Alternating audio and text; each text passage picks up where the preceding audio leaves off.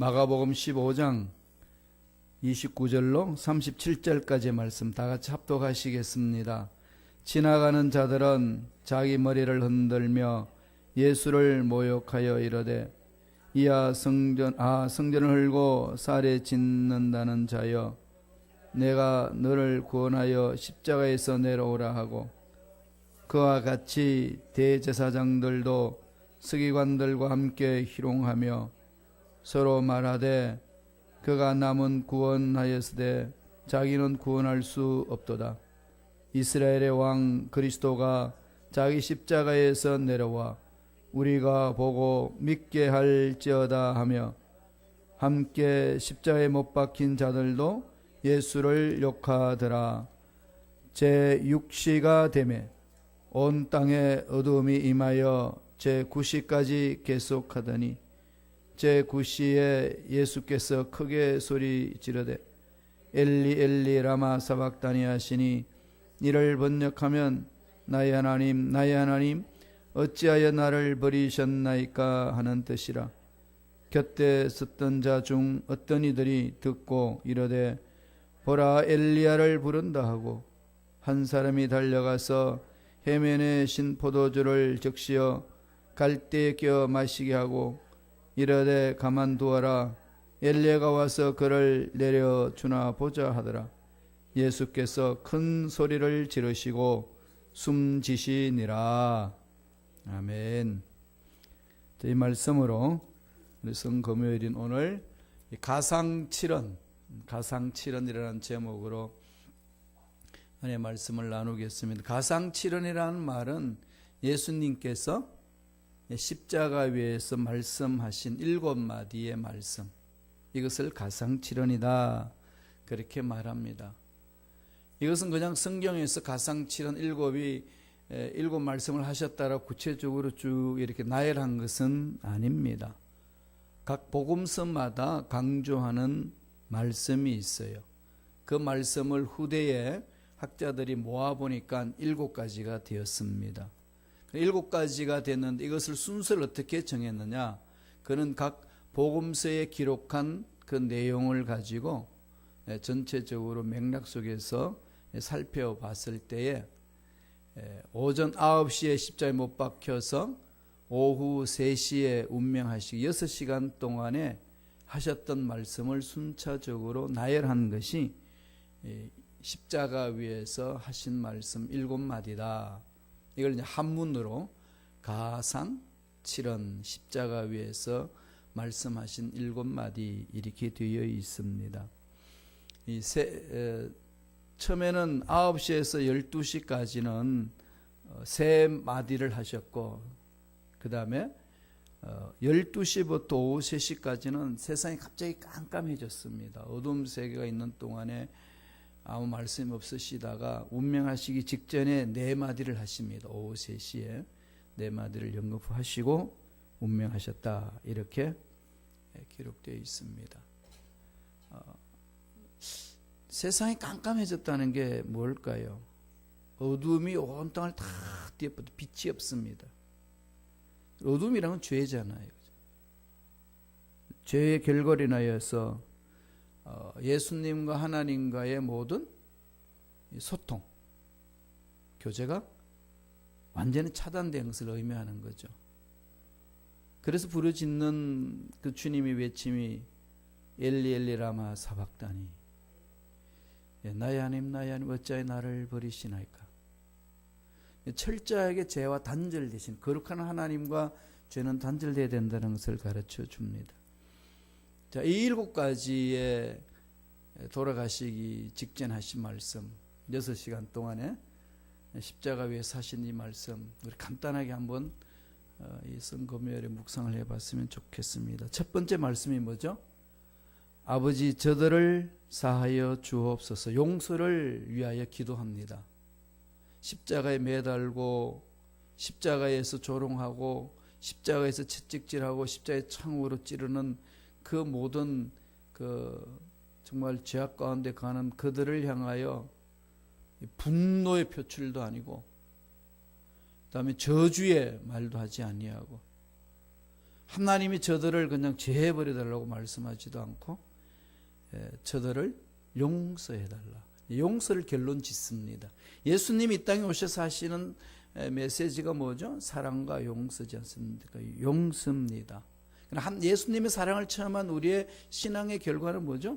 용서예요. 내가 나를 먼저 용서해야 돼요.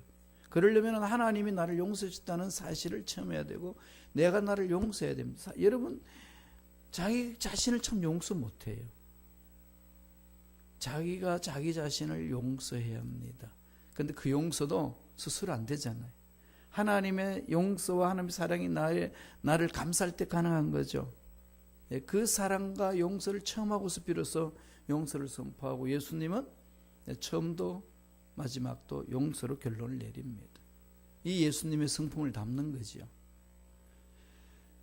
누가복음 23장 34절을 한번 보실까요? 자막을 통해서 다 같이 한 목소리를 읽겠습니다.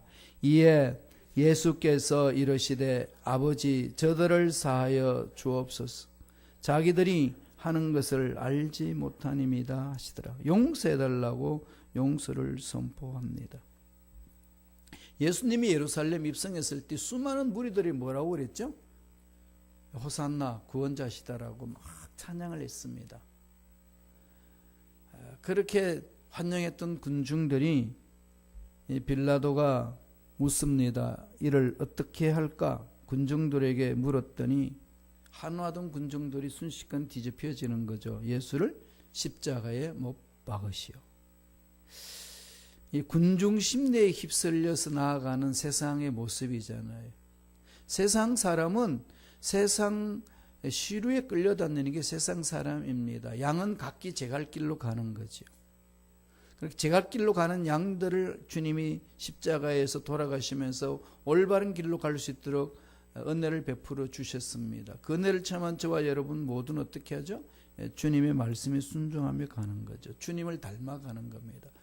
나의 죄를 씻음 받고서는 십자가에 매달아 죄를 짊어지신 예수님을 믿는 것이고 예수 믿고 난 이후는 어떻게 되죠? 예수를 닮아가야 합니다. 그러니까 예수 믿기 때문에 이 자리에 앉아 있지 않습니까? 그럼 저와 여러분들이 해야 될 일은 뭐죠? 철저하게 예수 닮는 데 집중하셔야 돼요. 닮은 만큼 부활체를 입기 때문에 지금 육체를 입고 산다는 것은 정말로 귀한 시간이에요. 고난도 있고 역경도 있고 어려움도 있지만은 이 육체를 입고 사는 동안에 예수를 닮아갈 수 있는 기회를 주신 특권이 있습니다. 여기에 이제 우리는 하나님의 사랑의 힘으로 가는 거죠. 그 삶을 닮아가는 게 뭐죠? 용서. 제일 먼저 선포한 게 용서입니다. 마무리 짓는 거죠. 결론으로 용서. 십자가 위에서 죽어가시면서 하신 말씀이에요. 두 번째는 무슨 말씀이 있을까요? 강도에게 한 말씀이에요. 오늘 내가 나와 함께 낙원에 있으리라. 낙원을 선포하는 거죠. 낙원. 나를 믿는 자는 다 낙원에 천국에 간다. 나를 믿는 자는 천국에 간다. 용서도 회개하고 사랑을 체험해 용서를 체험하고 선포하잖아요. 회개한 자들이 갈 수 있는 것은 낙원이라는 것, 천국입니다. 천국은 회개하는 자만이 가는 거죠. 어떤 말씀을 하셨는지 보죠. 누가복음 23장 43절입니다. 다 같이 읽어볼까요? 예수께서 이르시되 내가 진실로 진실로 내게 이르노니 오늘 내가 나와 함께 낙원에 있으리라. 이 말씀을 보면은 여러분 좀 이해가 안 되는 부분이 있을 거예요. 혼동되는 게 있을 겁니다. 낙원과 천국. 왜 주님은 천국이라고 말씀하지 않고 낙원이라고 그랬을까? 그죠? 성경에는 낙원이 있고 천국이 있고 또 하나는 뭐죠? 음부가 있고 지옥이 있죠. 같은 건가요? 다른 건가요? 질적인 것은 같은, 본질적인 것은 같은 겁니다. 지금은 우리가 영원한 하나님이 세계를 천국이라고 그래요. 그 천국은 예수님으로 인하여서 이 땅에 임했죠. 간헐적으로 임했습니다. 부분적으로 임한 거잖아요.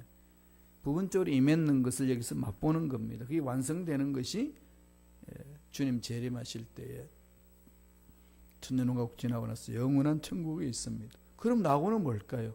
낙원도 바로 예수님과 함께하는 이 천국을 말합니다. 그럼 왜 낙원이라고 표현했을까요?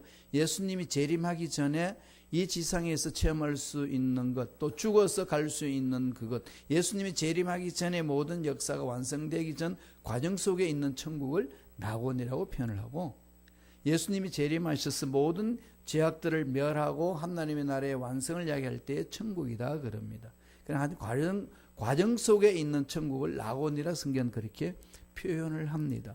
그러나 그 속에는 천국의 속성과 같은 거죠. 천국에 있으리라. 지금 죽으면 어디 가죠? 예수 믿는 사람들은 낙원에 있다 그러는 거죠. 그래서 낙원에 있다. 그들이 나중에 예수님이 재림하시면 부활체를 입고 다시 부활하셔서 다 주님의 보좌에 이른다 그렇게 말합니다. 이렇게 지금 낙원에 있으라고 하신 이 말씀의 배경이 뭐죠? 강도에게 하신 말씀이잖아요. 강도에게 이렇게 말씀을 해주신 건 강도가 무슨 말을 했길래? 강도는 예수님 양편에 두 강도가 매달렸는데 양편에 매달려 있는 그 강도는 예수님을 어떻게 바라보는 거죠? 바라보는 관점이 두 사람은 다 다릅니다. 다르게 보는 거죠. 메시아로 보는 사람이 있고 메시아로 보지 않는 사람이 있습니다. 어떻게 메시아로 볼 수 있었을까요? 구체적으로 나오진 않습니다만 추적을 해보면은 누가복음 23장 34절 읽었던 그 말씀의 근거를 통해서 알 수 있어요. 볼까요? 이에 예수께서 이르시되 아버지 저들을 사하여 주옵소서 자기들이 하는 것을 알지 못하니이다 하시더라.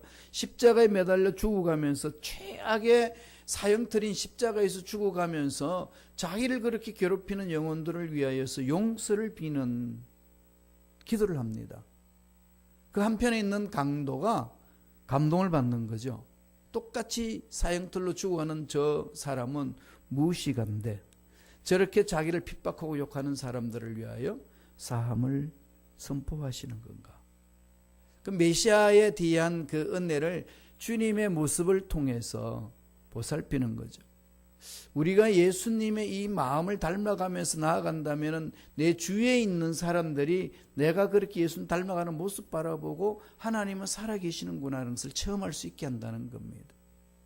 그래서 저와 여러분들이 예수 믿고 난 후의 삶이 너무나도 중요한 거죠. 예수 닮는데 우리는 올인해야 됩니다.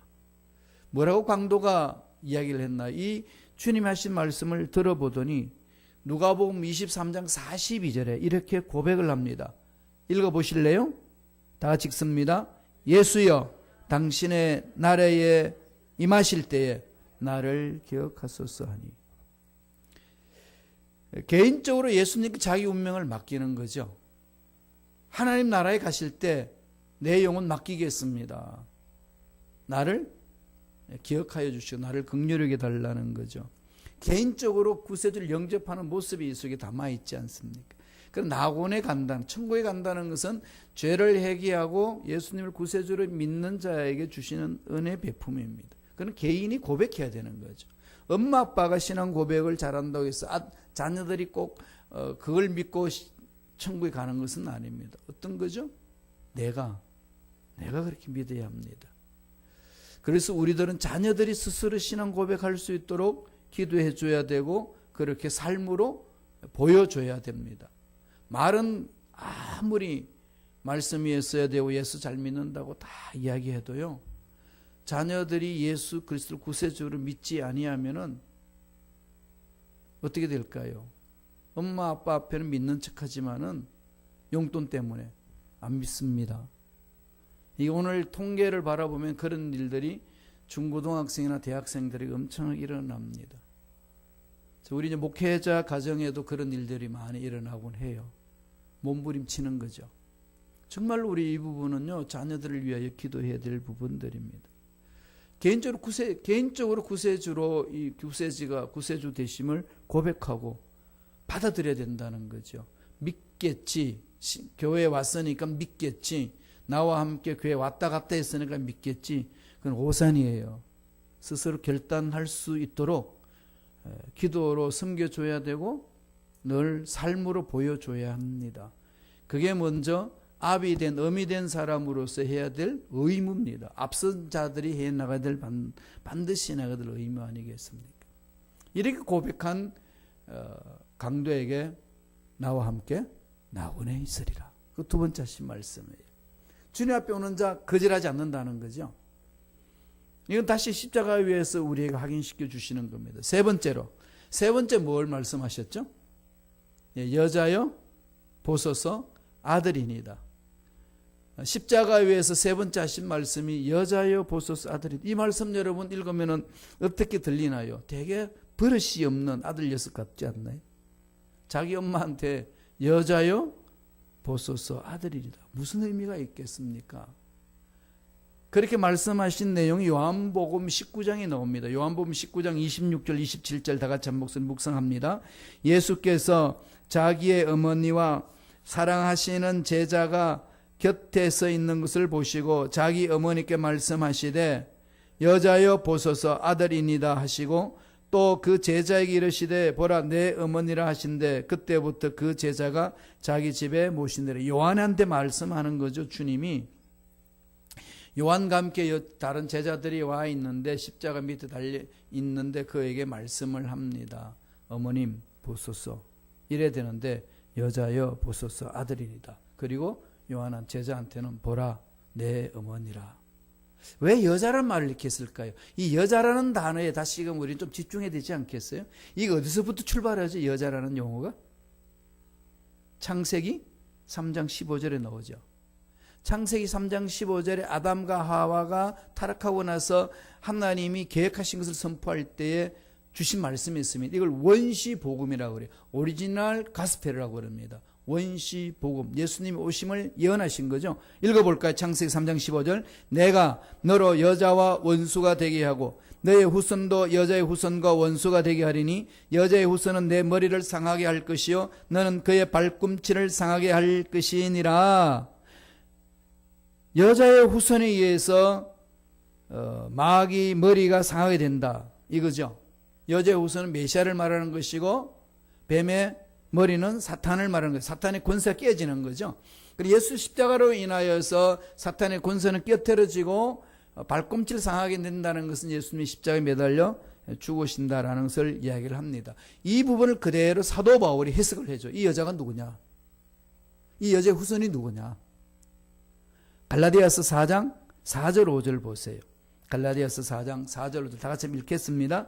때가 참에 하나님이 그 아들을 보내사 여자에게서 나게 하시고 율법 아래 나게 하신 것은 율법 아래 있는 자를 속량하시고 우리로 아들의 명분을 얻게 하심이라. 어디에서 나게 하신 거죠?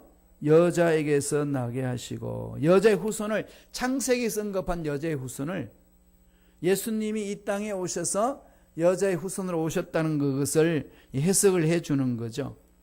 그래서 여자여 부르신 이 말씀은 창세기로부터 시작한 예수님이 그 말씀을 십자가 위에서 해석되는 것을 그 암호 같은 용어가 해석되는 것을 보여주는 겁니다. 긴 시간 동안 창세기 3장에서부터 예수님이 십자가에 못 박혀 돌아가시는 그 긴 시간 동안에 정말로 여자의 후손이라는 그 의미가 무슨 의미인지 잘 몰랐는데 그 예언적인 말씀이 예수 십자가 위에서 이루어 주시고 선포해 주십니다. 뭐가 무너졌나요? 천정이 무너지고 있나요? 예?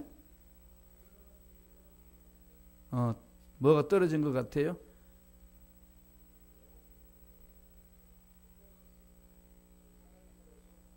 네, 한번 살펴보시죠.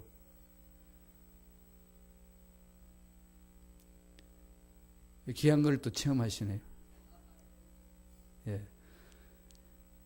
여자의 후손이 그렇게 해서 완성되는 걸 십자가 위에 완성되는 그것을 우리에게 보여주고 있습니다.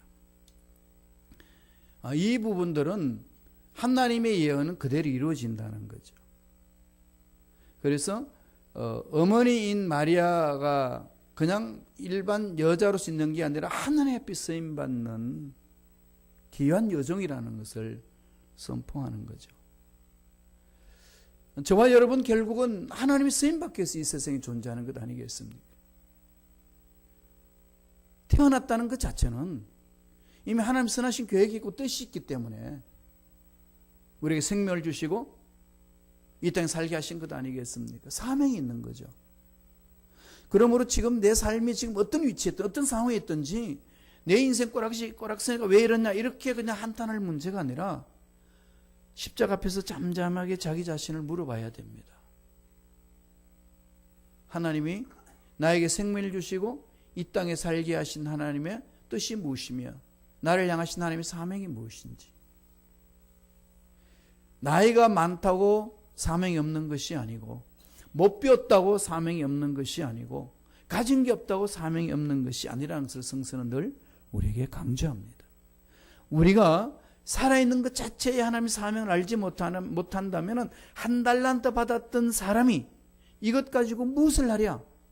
한 달란트를 숨겨버려서 나중에는 책망을 받았던 그 사람과 동일한 위치에 설 수밖에 없다는 말씀입니다.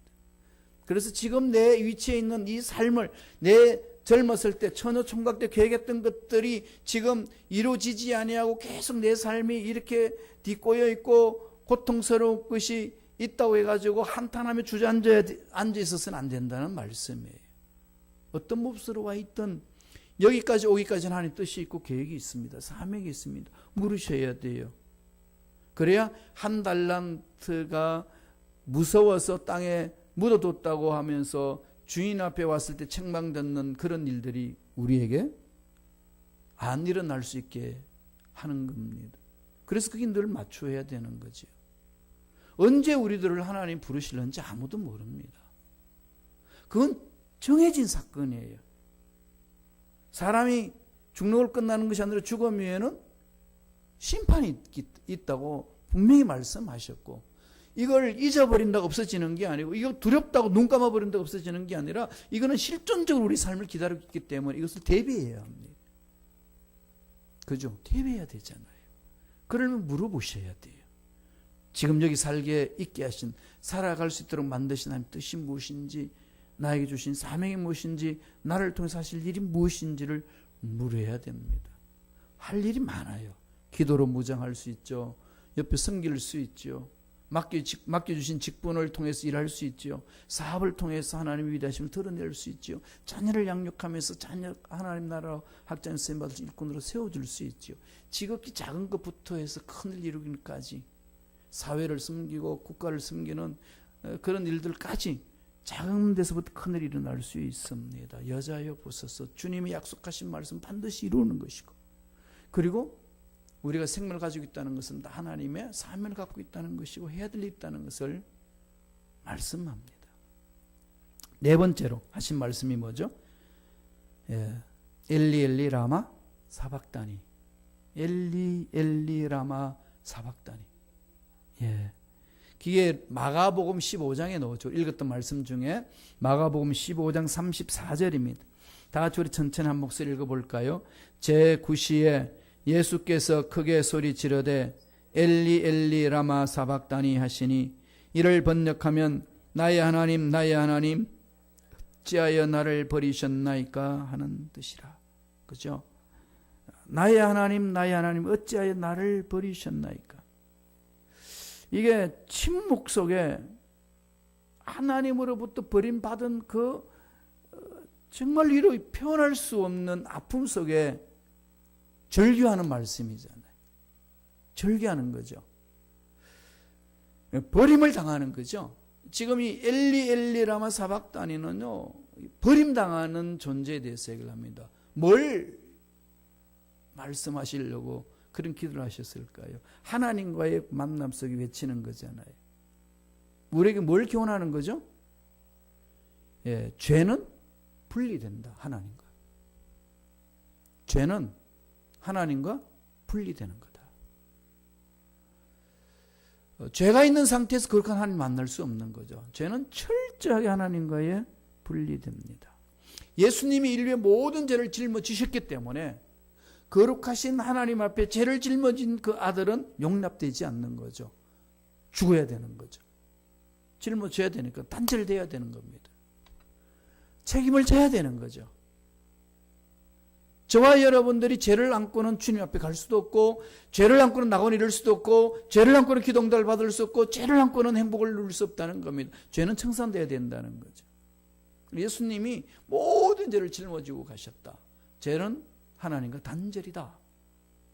하나님이 능력이 없어서가 아니라 죄로 인해서 하나님과의 만남이 사건이었기 때문에 우리 인생에 이리 꼬이고 저리 꼬이고 안타깝고 어려운 일들이 일어나는 것이고, 예수 안에서 답을 찾지 못하는 것은 우리가 죄 가운데서 그 부분들이 정리되지 않았기 때문에 답을 찾지 못하고 자꾸 인생의 어려운 상황 속에서 빠져들어가는 모습이 있다는 겁니다.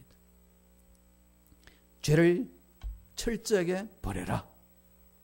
예수 십자가에서 죄를 철저하게 꺼내야 됩니다. 그래서 날마다 죄를 회개하는 것이 하나님 나라에서는 가장 먼저 있어야 됩니다. 여기서부터 하나님 나라는 출발합니다. 죄의 문제가 해결되면 우리는 천국을 맛볼 수 있습니다. 이게 하나님 안에서 회복되는 거죠. 이건 아무리 강조해도 지나침이 없고, 기독교 공동체의 부흥의 역사, 교회 공동체가 회복되는 역사는 죄를 청산할 때부터 출발합니다. 죄를 청산하는 방법은 회개하는 거죠. 아까 낙원에 이르리라 그 강도도 예수님을 나의 개인의 구세주로 영접할 때, 죄를 회개하고 영접할 때에 그 낙원에 이뤘던 것처럼 하나님의 놀라운 능력과 은혜와 기적을 맛보기 위해서는 철저하게 죄를 끊어버려야 된다는 거죠. 그게 예수님이 기도한 내용입니다. 엘리 엘리 라마 사박다니.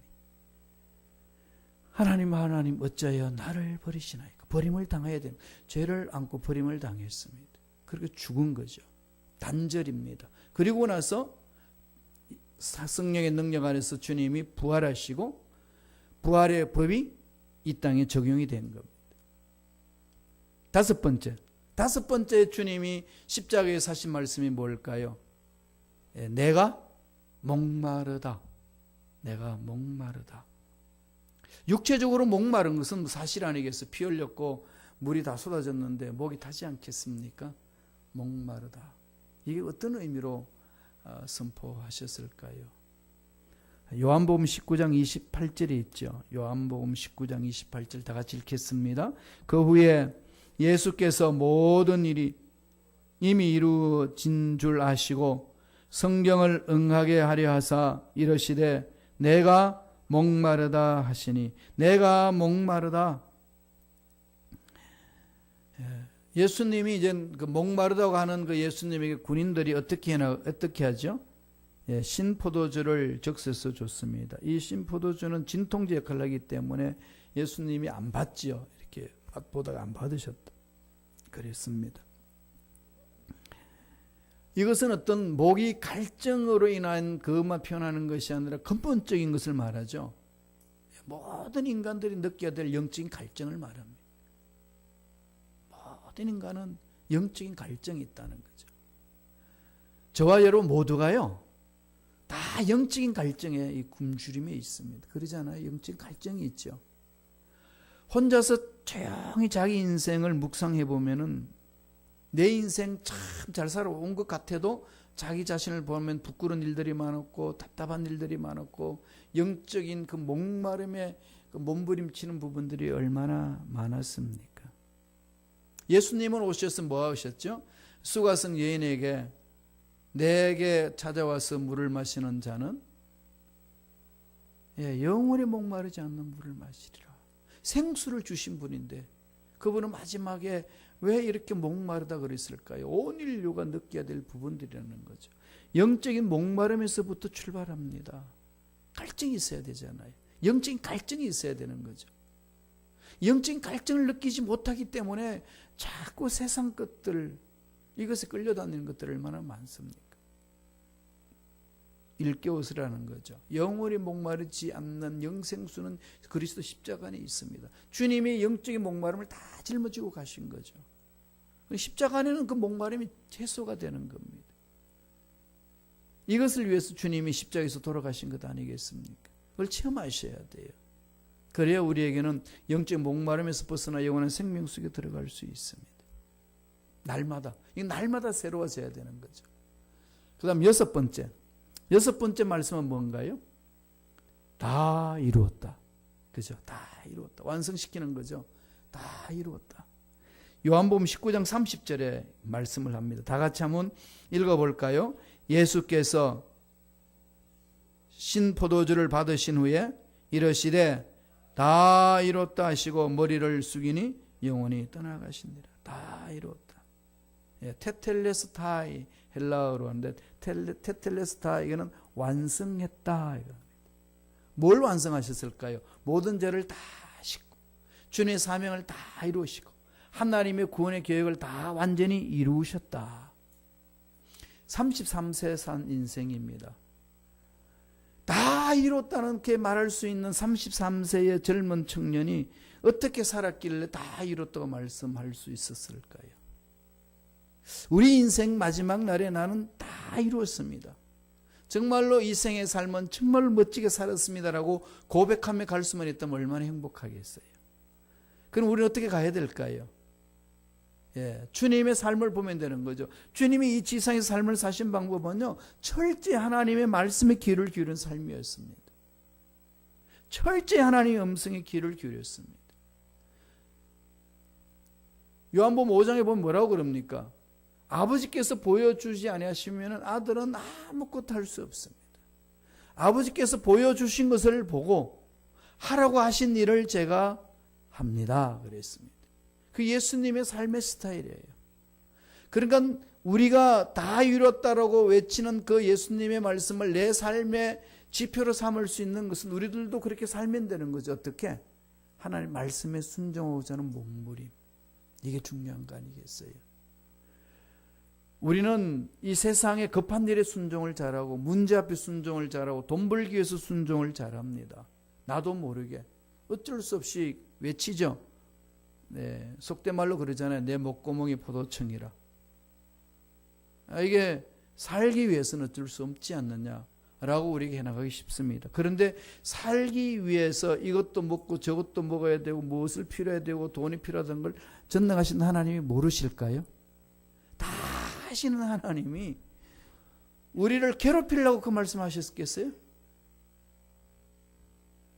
우리를 괴롭히려고 하신 말씀이 아니라 올바로 살 수 있도록 길을 열어주시기 위해서 하신 말씀이라는 거죠.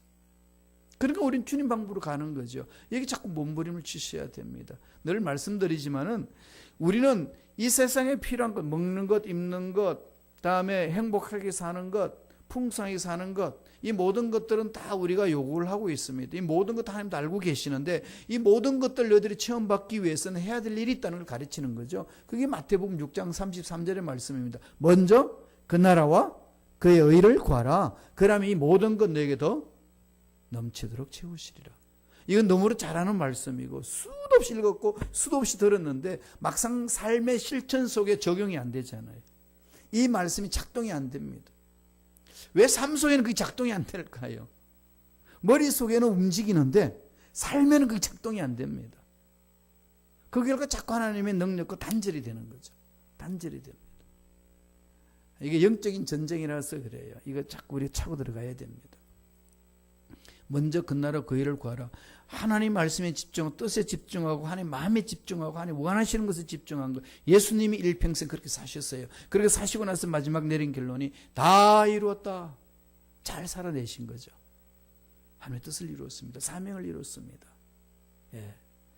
우리가 그걸 닮아야 된다는 겁니다. 그러려면 늘 말씀을 가지고 마음판에 새기고 돌아봐야 돼. 이제는 우리 삶을 한번 돌아봐야 될 때가 되지 않았나요? 그죠? 웬만큼 다 사셨잖아요. 그죠? 살아오신 거죠. 그죠? 웬만큼 다 사셨습니다. 웬만큼 이루었고 또, 뭐 아쉬움도 있지만은, 그래도 그만큼, 이만큼 살아왔으면은 정말 잘 사신 거예요. 많이 살아오신 겁니다. 그러면은 앞으로 남은 인생 어떻게 살 거냐. 이게 더 중요한 거죠. 예수 믿는 거 구원받는 건 너무 중요합니다. 그보다 더 중요한 게 뭘까요? 예수 믿고 난 이후에 어떻게 사느냐. 이게 정말 중요한 거죠. 구원 이후의 삶이 중요합니다. 늘 이 부분에 우리는 포커스를 맞춰야 되는데 이걸 자꾸 잃어버린다는 거예요. 그래서 이걸 돌이키라는 겁니다. 다 이뤘다. 예수님이 다 이루어주셨는데 이미 다 승리한 싸움을 우리 믿음으로 싸우는 거 아니겠어요? 잊지 말라는 겁니다. 다 이루어주셨습니다. 염려도 주님께 맡길 수 있고 인생의 문제도 주님께 맡길 수 있고 주님이 이끌어 주실 줄로 믿습니다. 따라가는 거죠. 주님이 보여주신 것을 보고 따라가는 거예요. 우리가 주님이 말씀하시는 것을 듣지 못하니까 갈 길이 답답하고 방황되고 어렵고, 주님이 보여주신 것을 보지 못하니까 갈 길을 몰라 방황하는 거 아니겠어요? 모세가 광야에서 나아가면서 하나님 만날 수 있는 길 주님이 가르쳐 주셨어요. 하나님이 성막을 모세 스스로 고안해서 만든 거 아닙니다. 내가 너와 만나줄 수 있는 장을 내가 마련해 줄게. 성막을 만들어라. 내가 보여준 그대로 만들어라.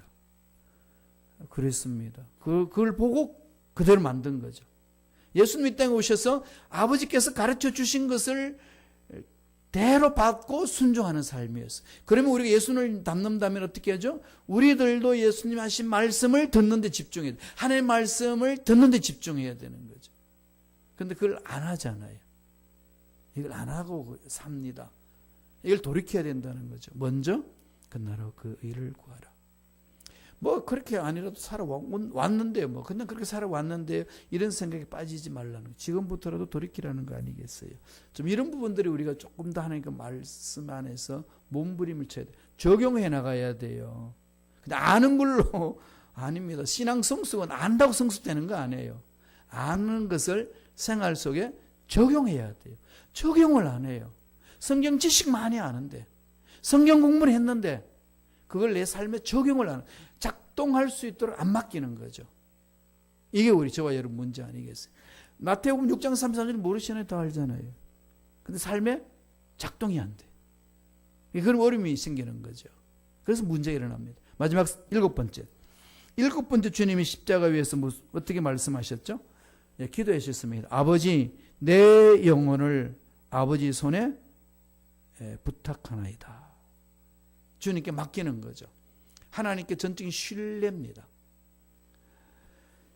누가복음 23장 46절 우리 다 같이 한번 읽어보죠. 한 목소리 전체 읽겠습니다. 예수께서 큰 소리를 불러 이르시되 아버지, 내 영혼을 아버지 손에 부탁하나이다 하고 이 말씀을 하신 후 숨지시니라. 요걸 그대로 모방해서 기도한 사람이 있었죠. 초대교회에 순교자 스데반, 그죠? 스데반이 예수님의 기도 그대로 닮아서 기도하고 인생 마칩니다. 주님을 따라가는 제자들의 삶이 그런 거죠. 그렇게 보여주면서 하나님 나라를 이루었습니다. 그럼 우리들도 그 말씀대로 따라가면 되잖아요. 그걸 따라가는 훈련을 안 했고, 또 그런 것이 신앙생활이라는 사실을 깊이 마음판에 안 새겼고, 또 그렇게 보여주는 사람들이 너무 없었고, 이러다 보니까 쓸어들어가는 악순환 속에서 그냥 허우적거리면서 그게 뭐 허우적거리는 자체가 신앙생활이냐 착각하면서 해왔던 어리석은 신앙생활이 많은 거죠. 좀 브레이크 걸었으면 좋겠어요. 스탑하고 다시 시작하자. 떨쳐버리고 깨트려버리고 새롭게 시작한다. 이게 정말 필요한 거죠. 저도 늘 그걸 이렇게 외치면서 갑니다. 이것은 시편을 쓰면 시편 기자가 고백한 말씀이에요. 시편 31편 5절 볼까요? 31편 5절입니다. 같이 한번 읽어볼까요? 내가 나의 영을 주의 손에 부탁하나이다. 진리의 하나님 야훼여 나를 속량하셨나이다. 내 영혼을 주께 맡기는 거죠. 주님이 책임져 주신다는 확신 속에, 신뢰 속에. 우리가 믿는 만큼 신뢰하잖아요. 그러니까 전적으로 내 인생을 하나님께 못 맡기는 이유는 그 하나님이 어떤 분인지 잘 모르니까 못 맡겨요. 맡아줄 수 있는지, 맡겨도 그냥 뭐 괜찮은 건지, 또 맡긴다는 게 무슨 말인지 자꾸 이게 나 스스로 막 고민하다 보니까 맡기지도 못하고 또 안 맡기는 것도 아니고 이러지도 못하고 저러지도 못하고 어정쩡쩡 그렇게 살아가는 때가 많습니다. 이번 우리 성금요일을 통하여서 좀 마음을 다시 가다듬고요. 주님이 분명히 말씀하셨잖아요. 나를 따라오는 자는 자기를 부인하고 자기 십자가를 지고라. 자기 십자가를 지고라. 주님이 보여주셨습니다. 우리 한번 살아봅시다. 하나님, 이렇게 한번 살아보겠습니다. 힘 달라고, 능력 달라고, 체험할 수 있도록 은혜 달라고. 이게 우리 기도 제목이 돼야 되고, 그래야 먼저 그날 그 일을 구해야 우리 필요한 것, 지혜를 얻고 사업에 지혜를 얻고 물질 풍성함을 얻고 건강을 얻고 쓰임받을 수 있는 일꾼으로 사용되어 줄 수 있지 않겠습니까? 건강 회복되고.